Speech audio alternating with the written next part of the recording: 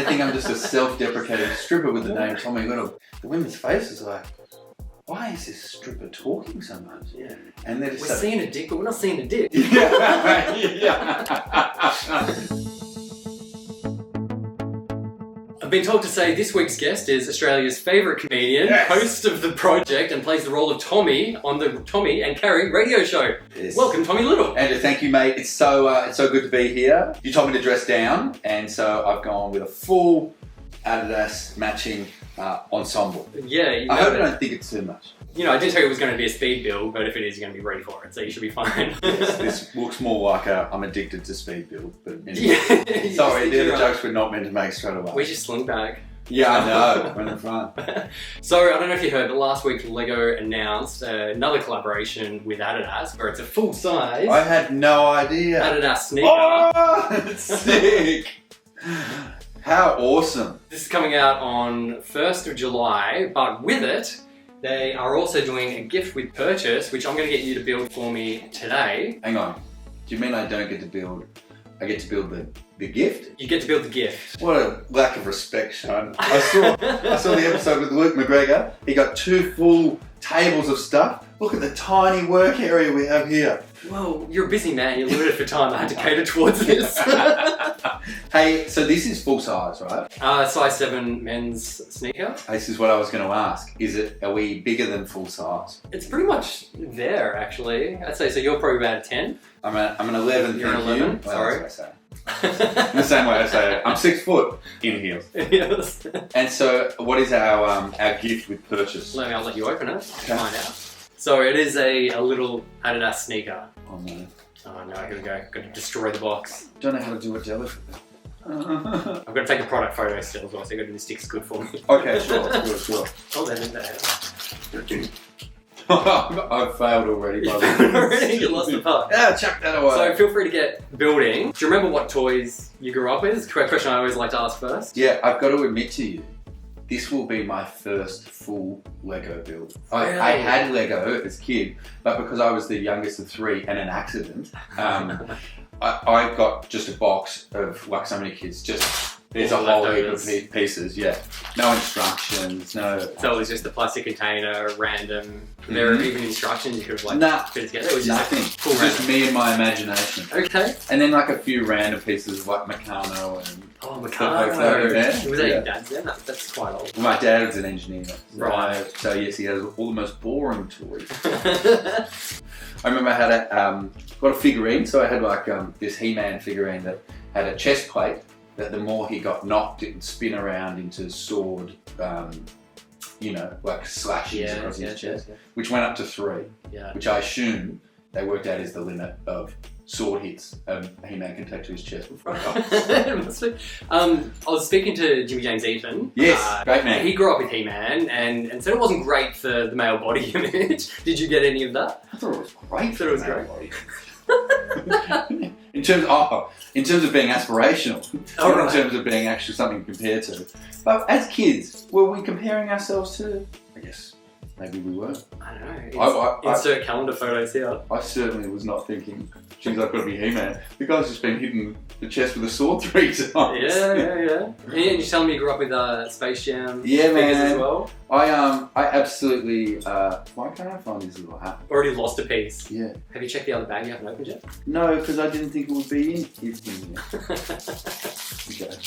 Waiting for the instructions to open the second bag. And you've given me the little one? The little one. Imagine if this is the full thing. I mean, I grew up just wanting to play basketball. I was I think you'd say I was too short and then too unco. Right. But so I grew up, so Muggsy Bogues was my favourite player. Do you remember Muggsy Bogues? I remember Muggsy, 5'6", wasn't it? He could dunk. 5'5", I thought he was 5'3", but maybe 5'6" sounds more. I reckon I probably was saying he was 5'3" because I was tiny. I remember I used to look at my mum and be like, his mum is Muggsy Bogues height and he's dunking. Mum, get out there and dunk. Mum, how are you not throwing down windmills? Muggsy Bogues is out there dunking.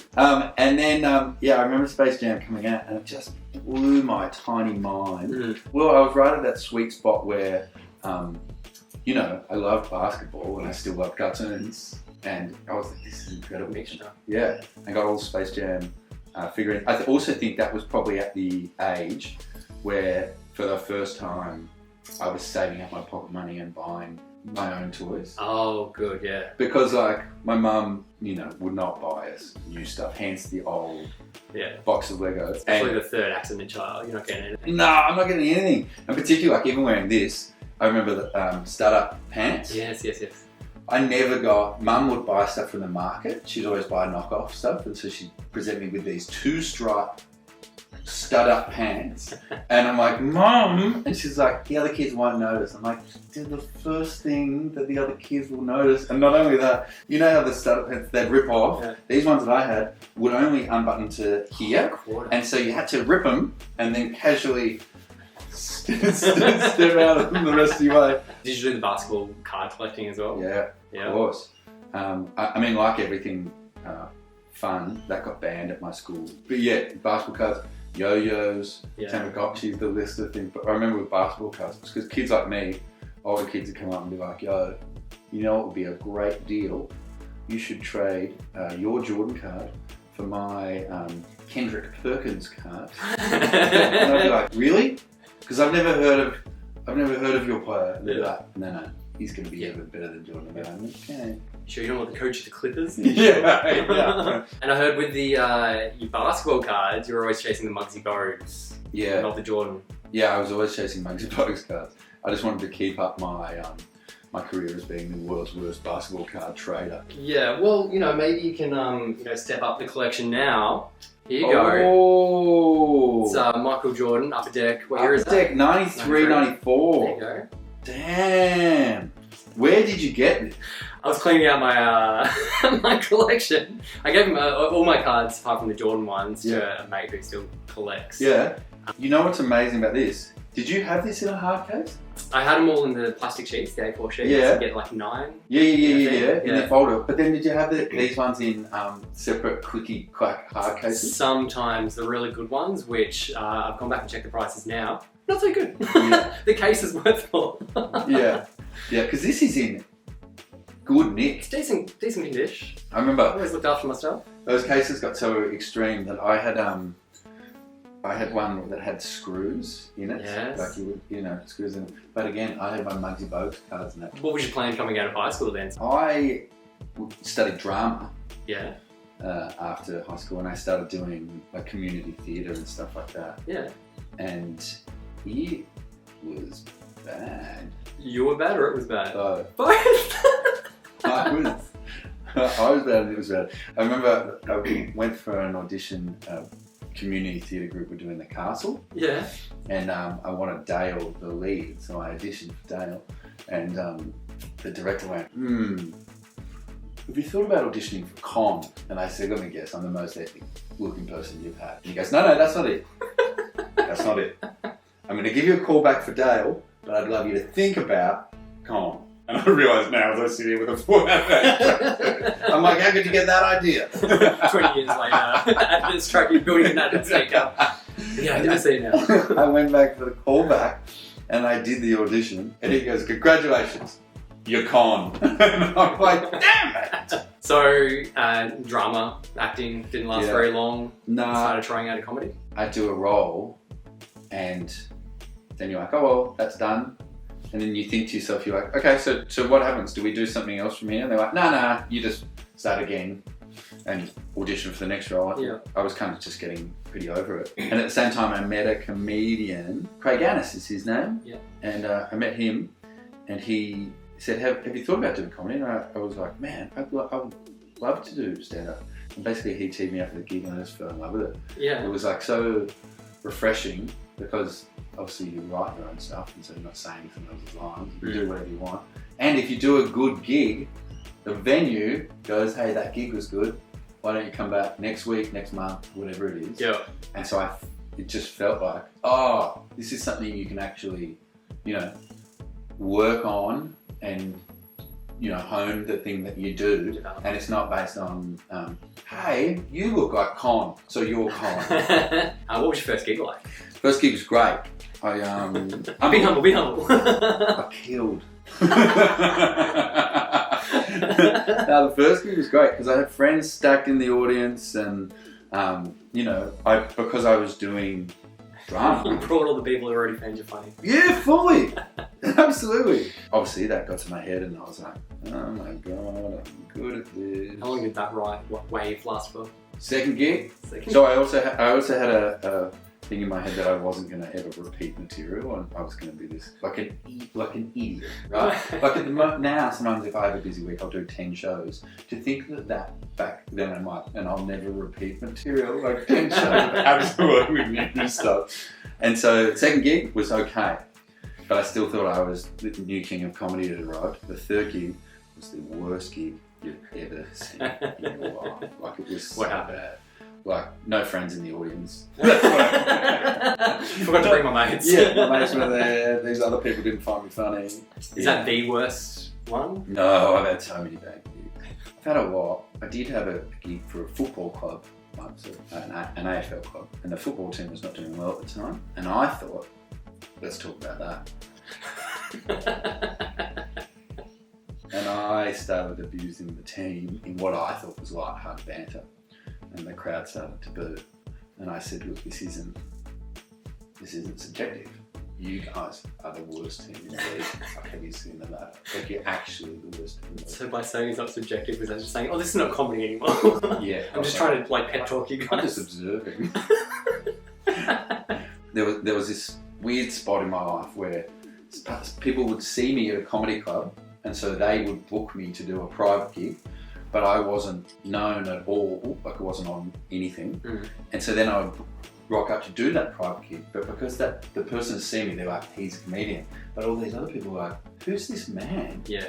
And I would get booked to do hens parties. There was one where they introduced me at the hens party, and they said, you know, Mum introduced me, and she just said, hey, guys, Tommy Goodall's here. And these women are like, yeah, because they think I'm a stripper. And they think I'm just a self-deprecating stripper with the name Tommy Goodall. And they started cheering. And I started being like, oh, guys, you ever caught a Rex airline flight? They're a bit budget, like doing this stuff. And they're like, the women's faces are like, why is this stripper talking so much? Yeah. And they're just we're seeing a dick, but we're not seeing a dick. Yeah. They're like chanting, like strip. And one party, I just ended up stripping because I was like, I don't know, I'm not good with confrontation, and there's nothing less funny than going, ladies, please, some respect. So how much material did you get through until you were naked? I got down to my jocks, which I think must have been a giveaway for them as well, because I don't know if they've ever had a stripper before that just wears Bond's boxer briefs. Do you know what I mean? There was no G-string yeah. Like, okay, I mean, there's a few holes, so I guess that's I like the realness of it. Yeah. It's real relatable stripping. That would have been, I guess, before you were comfortably able to pay the rent. Yeah, that's what I mean. Because I needed that money too. And so I was worried if I didn't do the gig or something, I wouldn't get paid, and then I didn't have rent. I had someone from schools on the topic of stripping. I had someone that I went to school with who called me, and she said, hey, we're having a hens party, and I was wondering, would you like to strip at it? And I'm like, what?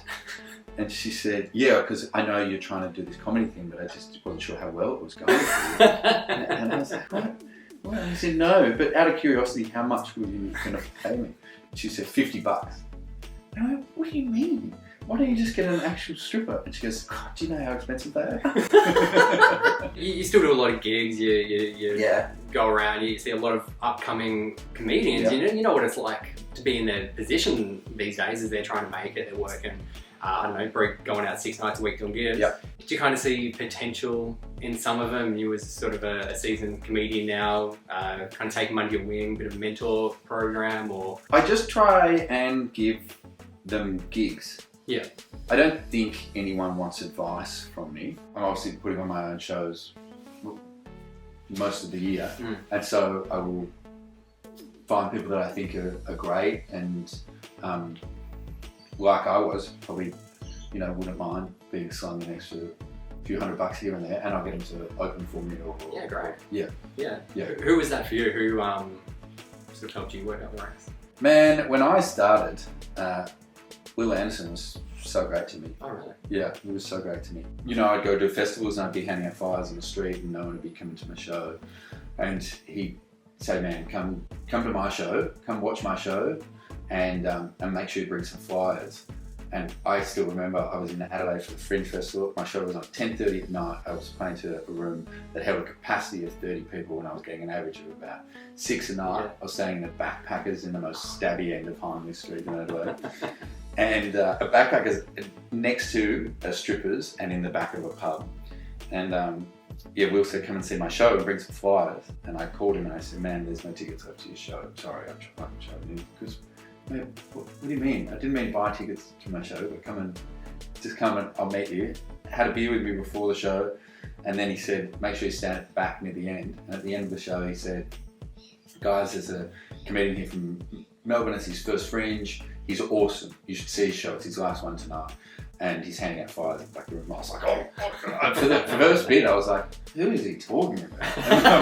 I'm like, I want to see this guy. He sounds great. I will ditch my show. This guy, and then he's like, he's on at 10:30. I'm like, oh no, I've got to compete with this guy? That time me. It's the last night, man. Come on, you invited me along. And then he's like, yeah, his name's Tommy. And I'm like, it's me, game on, right? And I got all my flyers out, and I got all my flyers, and it was the first show, for my first show I sold out of the run. At what point were you kind of like, I've made it, I'm here, it's all going pretty well? No, when? Still not? No. Not even when Dailymail's like writing about you, you're not like, oh man, people are interested. Is that our yardstick? Maybe. No, I mean, I'm really happy now.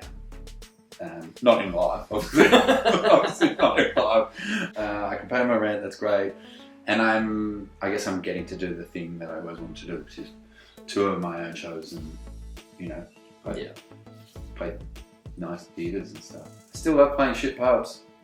Bro, I love regional. They turn up and they have the best time, they're loose. And then you go out and you get pissed in the town afterwards and, you know, ask people from your show. It's great fun. Let's jump back to the Dailymail real quick. So you appear in there, I don't want to say quite a bit, but you've made some appearances. What's the dumbest stuff you've seen them want to report on? They did a story about me when I was living with Luke McGregor, who, you know, great comedian. I put an ice pick through the wall because I thought it was funny. They said someone puts ice pick through the wall in Drunken Rampage, I think it was. But then the photo they used was me holding this fish taco and eating it, and the photo was from like the most sober night I've had and put on for Luke, and Luke was furious about it. He's like, mate, you're trying to do a good thing, trying to look after yourself and eat healthy, and this is the Drunken Rampage photo. But yeah, there's been a lot of stories about me dating people that I've literally never met. Oh really? Yeah. I mean, there's always a lot of calls for you to go on The Bachelor as well. Is it just easier dating the girls after the show airs? When the cameras aren't around? You know, in the first step when they open the door and we go, I think there'd be a lot of, oh no, boof. Don't say yourself sure. I reckon it'll break pretty good. I don't think. I have shaky hand and I'm so nervous about the stick of it, but I'm still doing it. Pressure. I know. Oh no! Oh, no! How far off is it? It's like just hanging over one edge. Hang on. Okay. Come on. I mean, good. It's better. Would you do movies? Yes, if I had some say in the writing of them. What franchise or kind of style would you? Oh man, X-Men. X-Men? Yeah. I grew up on X-Men. And my first crush was the cartoon Rogue. I loved her so much. Am I? I think you've done. Am I? I think you've done it. Have I done it? Am I the greatest Lego builder in the world? Yes. We went to a Brickman from Lego Masters. Yeah. There we go. It's so bad. No, it's not even straight. Tommy Little, thanks for joining us on Brick Banter. Amazing build, well done. You completed it. Thank you. Be honest with me. Am I the slowest you've ever had? You're not the quickest we've ever had. Thank you so much. Thanks, brother.